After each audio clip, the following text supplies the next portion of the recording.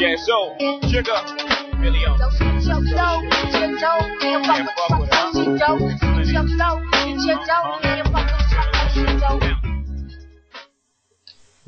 Slim Show live exclusive with the originator, the veteran of the game, man, the producer, Jaz-O, the Jazz. What else should you call you, man? The Jaz-O. Big Jazz. Big Jazz.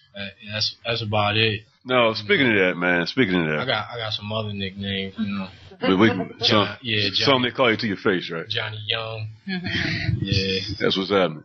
Look, man, I want to address the whole Jay-Z thing, man. Now, actually, keep in mind, there's a lot of cats listening, you know what I mean, who probably ain't familiar with the particulars or a lot of the shit that happened, you know, before the YouTube interviews or before the beef or whatever, the verses that got exchanged between y'all two. So my question is, ultimately,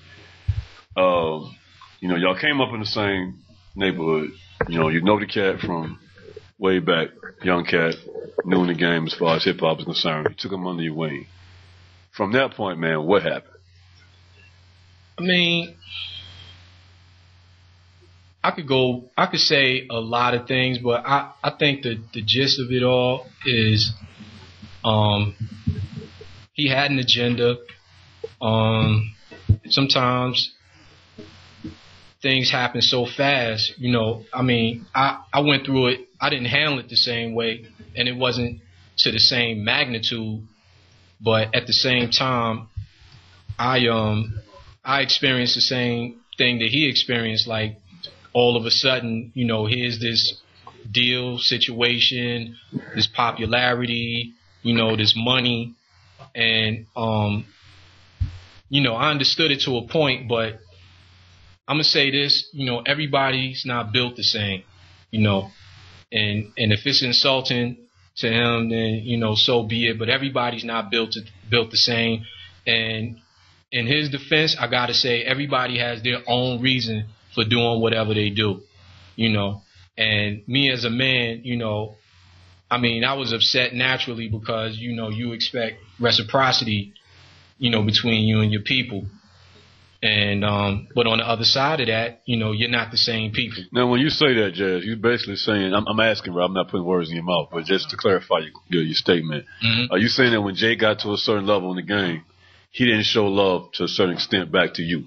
Now, is that as far as money, or is that as far as record deal opportunities? Because, no, we can all go to the Blueprint 3 verse. You know what I mean? I think he was, I just think that he had a goal, and I think that he had so many people in his ear that it kind of threw him off. And I mean, I know that there were certain people saying things that, you know, saying things about me that maybe I was saying about him. And I mean, I just think that he should have known better. Like, I'm not that type of dude. And I mean, being that we could speak freely, I ain't that type of nigga.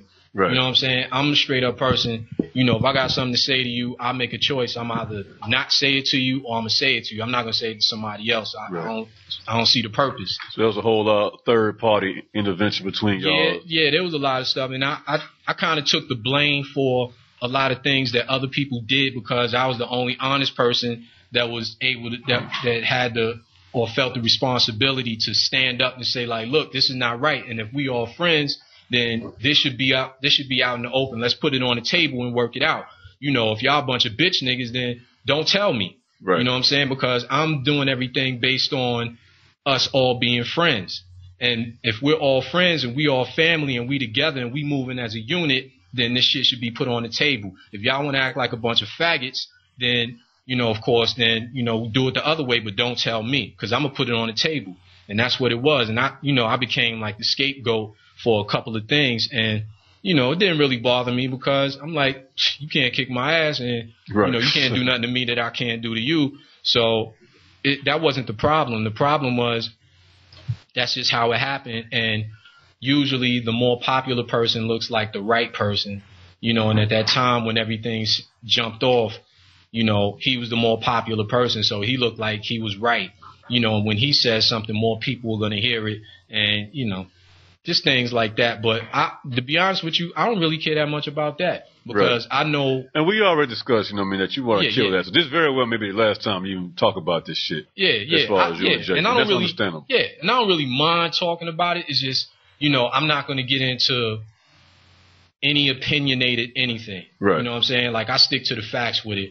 So on that, you know, he's where he is. You know, whether he loses sleep or not, that's his business. I ain't losing no sleep over nothing. You know what I'm saying? I got responsibility. I got 5 kids, you know, and I'm moving and shaking still. Right. You know what I'm saying? I still got a crossover. You know what I'm saying? I can still dunk, so I'm good. Well, we got some more questions from other people on the show. But my last question on that particular issue, of course, is the verse, the Blueprint 3 verse. You know, Dame made means if Jazz got some scraps, he would have made more if he signed his contract. Oh yeah, that. Yeah, that was some bullshit. Yeah. That's another thing. Like, that was another thing that I had. I sort of had a problem with, because that's a coward move, right. And you know, and it's very egotistical. And that was one of the things that really caused a lot of separation, you know, between, you know, all the cats that was moving with us at the time. You know, it was his